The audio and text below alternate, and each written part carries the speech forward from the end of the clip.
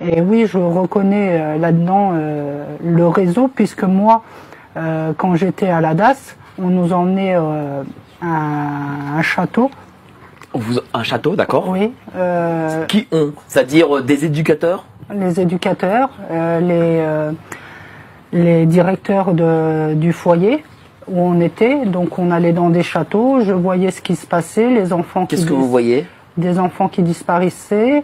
Ils nous emmenaient dans les parcs pour qu'on demande aux enfants de venir vers nous. On les appâtait en fait.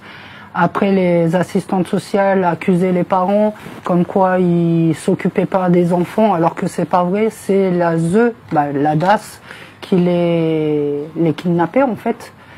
Et on allait, oui, au château de Monsieur Mitterrand. De Monsieur Mitterrand? Oui. Dans la Nièvre? Non, à Château-Chinon. Ah oui, pardon, château. Oui. Je suis pas très bon en géographie. Château-Chinon. Hein. Je suis désolé. Ouais. Je suis désolé. Ouais. De Mitterrand. Oui. Oui.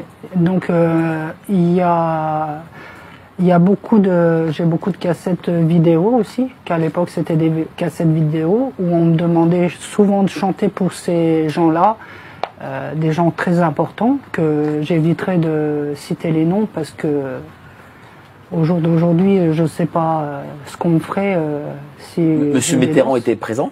Bien sûr, il était présent. On me demandait de faire des choses que je voulais pas. C'est-à-dire de faire du mal, couper des mains, violer. Et si je voulais pas faire ce qu'on me disait, j'étais violée 2 fois plus. Couper des mains de qui? D'enfants? D'enfants qui voulaient pas faire ce qu'on leur dit. Donc moi, je refusais totalement de faire ce qu'on me disait. On me disait si je le ferais pas, je serais tuée. Ou alors violentée ou violée 2 fois plus. Et j'ai dit, violez-moi. Faites-moi ce que vous voulez. Si Dieu a décidé que je devrais mourir, je mourrai, mais en aucun cas, au nom de Jésus, je salirai mes mains. Vous aviez quel âge à ce moment-là? J'avais 8, 10 et 13 ans. Et vous arrivez à vous rappeler de tout ça? Est-ce que c'est pas quelque chose qu'on a enfoui? On posera la question à notre psychologue qui est ici présent. Est-ce que c'est pas quelque chose qu'on a enfoui au fond de soi-même pour que ça ressorte plus? Je n'ai rien caché, moi, et je n'ai rien voulu oublier. Pour la simple raison parce que j'avais mes petites sœurs derrière qu'il fallait que je sauve. Et qu'à chaque fois je savais que déjà mon frère et ma sœur qui étaient avec moi, j'étais tout le temps celle que, même si j'étais plus petite, je voulais les défendre à chaque fois.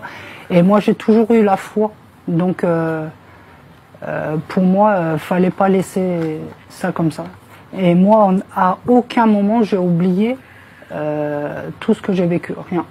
Le seul truc, c'est que il y a des choses, encore aujourd'hui, que je parle pas et que je dis pas. Pourquoi? Parce que j'enverrai la moitié de Nevers en prison. D'accord. Ouais. Le témoignage il ressemble un peu beaucoup à ceux de vos enfants. Tout à fait. Ouais, tout à fait. Est-ce qu'ils ont aussi, on les emmène aussi à ce type d'endroit où doivent faire des choses? Oui, tout à fait. Ils m'en ont parlé. Ils ont osé me parler de lieux très très connus avec. Voilà, je peux vous le dire si vous voulez. Hein. Allez-y. Moi, mon fils, il a fait un dessin que j'ai déjà partagé où il dessine la pyramide du Louvre. Et il met une flèche sous la pyramide du Louvre. Et il me dit que sous cette pyramide, il y a une autre pyramide à l'envers. Il n'y a jamais été, officiellement. Donc j'ai dit en effet, oui, il y a bien une autre pyramide. Il me dit voilà, là, tu vois, il y a des morts. Et il a écrit mort. Il m'avait demandé de lui écrire mort à un autre endroit. Il l'a recopié. Et je lui dis mais attends, il me dit oui, là-dessous il y a des sous-sols. Et moi j'ai vu. Donc il m'a dit que là il y avait des morts, il y avait des rituels. Donc vous voyez que ça n'a pas trop changé. On parlait de Mitterrand. Et comment ils en parlent, vos enfants? Ils sont traumatisés. Enfin, ils étaient, puisque aujourd'hui, je n'ai plus du tout le droit de leur parler. Je ne suis pas en contact avec eux. Comment ça, vous n'avez plus le droit? Je suis punie par les juges, puisque j'avais droit en me battant énormément, puisque j'ai eu, je ne sais plus combien d'avocats aujourd'hui, mais ça fait depuis 2019 que je me bats pour les protéger, demander à ce qu'ils soient à nouveau en sécurité. Et les juges m'ont donné en 4 ans 29 heures de visite médiatisée. Et je devais faire 1200 km pour les voir 2 heures. C'est quoi une visite médiatisée? Alors une visite médiatisée, c'est simple, vous êtes dans un lieu neutre, ils appellent ça un lieu neutre, qui sont en fait des bureaux à peu près aménagés, avec quelques jouets dans un coin, une table et puis une cuisine, et vous recevez vos enfants là, vous êtes surveillés, comme le lait sur le feu, parce que je suis dangereuse, étant donné que je parle de pédocriminalité, et que je génère un conflit parental, puisque si je porte, parce que j'ai une plainte, que j'ai réouverte, qui a été classée sans suite. Comme toujours, quand vous dénoncez la pédocriminalité, les plaintes sont classées sans suite.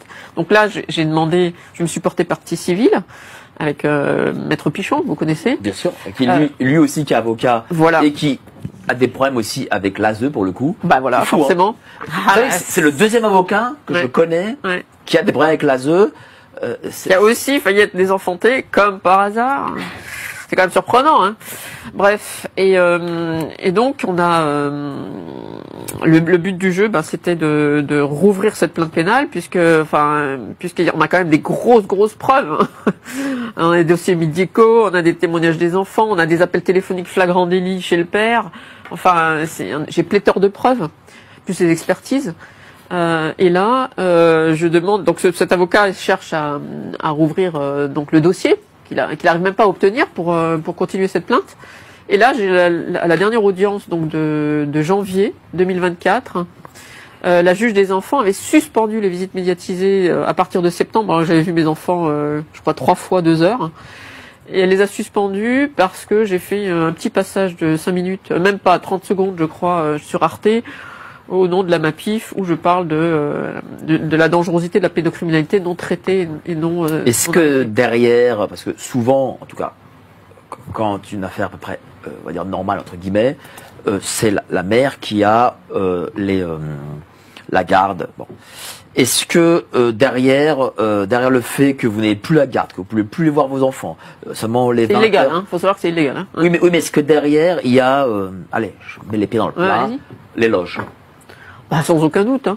Ouais. Puisque, en fait, après coup, moi j'y connaissais absolument rien de tout ça. Hein.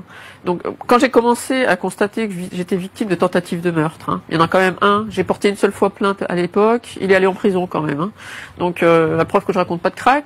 Et puis, juste avant, dans le même mois, j'avais eu aussi 2 autres agressions. Et c'est vrai que je m'étais dit, purée, toute ta vie, t'as jamais eu de problème. Et là, au moment où tu veux quitter ton ex-compagnon, poum, sans compter les empoisonnements, etc., et ensuite, j'ai remarqué aussi que dans les dossiers, j'avais les fameuses 3 étoiles, les triangles, qui couvraient dans mes dossiers des juges, des juges des affaires familiales, des juges des enfants.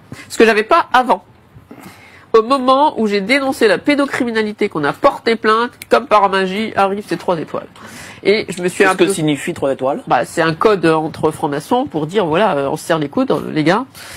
Cette personne fait partie de notre réseau, donc et en fait il l'encadre. J'ai regardé, hein, parce que j'ai fait une vraie enquête, et en fait il l'encadre. Et le sujet qu'il doit maintenir, c'est-à-dire le syndrome d'aliénation parentale, la maman qui invente cette histoire pour obtenir une garde. Et donc je suis une histrionique. Et si on fait une analyse, même si j'étais réellement histrionique, une histrionique c'est une hystérique en gros. En quoi elle est dangereuse et elle a plus le droit de voir ses enfants, une maman qui est hystérique. C'est quand même assez surprenant.